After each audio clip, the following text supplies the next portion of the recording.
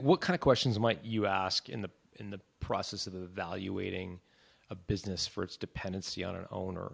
Like if you were evaluating my business, like what kind of questions might you ask me to gauge how dependent it is on me? Yeah, so I'd look at how much time they spend in the business. So I'd say, well, how often do you come into work? What was the last client that you onboarded? What concentration is that client? Uh, do you visit suppliers still? Um, how many of these suppliers are friends or family or colleagues? And you kind of build a picture. One thing that we're put off by, and I can't speak for all business buyers, but one thing that we're put off by is family run businesses. Typically, because if mum or dad sell, then brother, son, daughter, cousin, they're all going to leave. In a family business, they're all working for mum and pop sort of, organisation. So that's very comfortable. So if big bad private equity or somebody else comes in, they typically don't stay, which means that I'm thinking, right, I've got recruitment fees to refill those roles. So we're just looking at how entangled the owner is into the operation of the business. So those are some of the questions that we'd ask, and then we just observe, and we'd see subtle things like the owner might come in when we're there and they might say, oh, you need to check this or do this, and we'll look at who pays the electricity bill, for example, the utilities, and we just build up a picture over the course of months to say, right, we think this business relies too much on the owner, so we might say, right, we might then choose to do an earn out and say, well, you need to hand everything over. The business is very reliant on you, so as part of that earn out, we might say, well, key things have got to happen for you to get that, that deferred element. So it's there's a lot of moving parts to it, but we tend to have somewhat of a gut feeling to start with, and then we sort of see things and join the dots, if that makes sense. It does. Would there be ever a situation where you would use both an earnout and vendor financing to close a deal?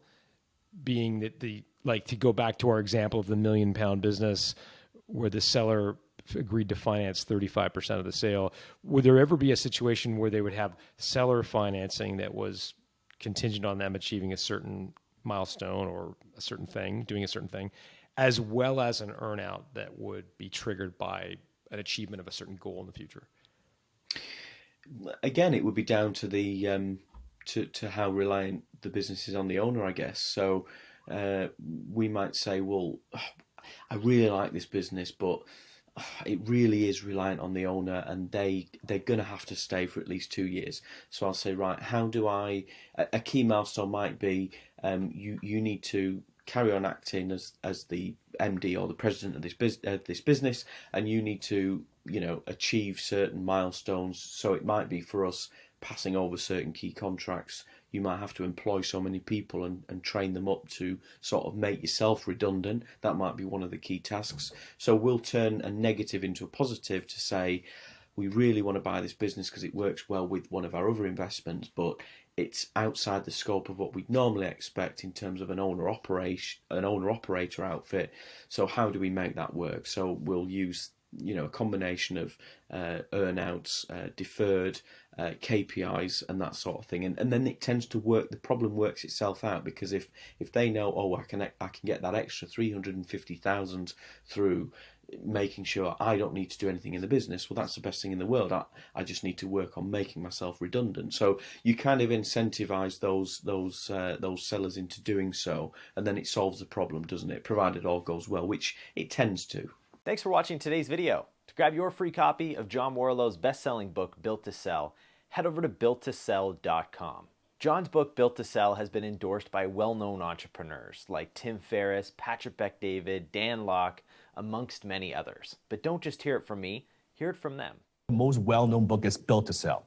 That would be the mega best-selling book. Built to Sell gave me the steps, like exactly what to do, right? One of them being a book I read in 2012 titled Built to Sell that I've recommended to any entrepreneur out there. There's a good book actually that people can read, which gives them pretty much the gist in the title, and that is Built to Sell. This book talks about how to get your life back once your business takes over, how to focus on doing what you're supposed to be doing well, and how to build a scalable business that can be sold. Building a business that can be sold is much different than building a profitable business that relies on you and you are the bottleneck inside your entire company.